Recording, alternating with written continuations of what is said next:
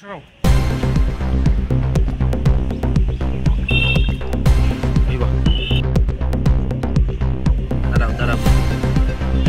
গতকাল 21/5/2024 তারিখে আমাদের কাছে একটা লিখিত অভিযোগ আছে।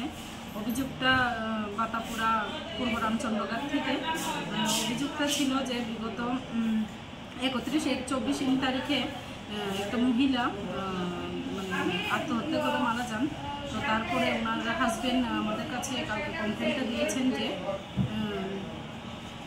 ওনার মানে উৎপীড়ন এবং উচ্ছৃঙ্খলতার কারণে ওনার স্ত্রী মারা গেছেন এবং ওনার স্ত্রী মারা যাওয়ার পর থেকে নাকি ওই যে লোকটা তাই নিয়ে ওনার মেয়ে আছে 13 ইয়ার্সের, ওই মেয়েকে কুনজরে দেখে এবং বিভিন্ন সময় কুপ্রস্তাব দেয়, কথা বলে, এই ধরনের অভিযোগ করে।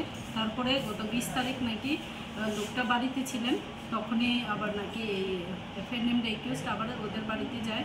যাওয়ার পরে মেয়েকে দেখে আবার বিভিন্ন ধরনের মন্তব্য করে। তখন উনি দেখতে পেয়ে ওনাকে না করণে ওনাকে মারার জন্য তাদের উদ্যত হন এবং ওনার বাড়ির যে বাউন্ডারি বেড়াগুলি ভেঙে।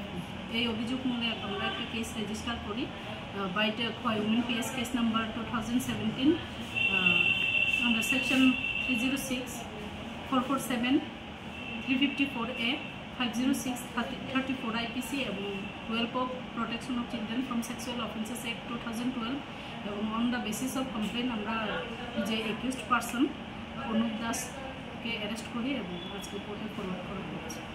ঠিক আছে ম্যাম, ওনার নাম লক্ষ্মী দাস।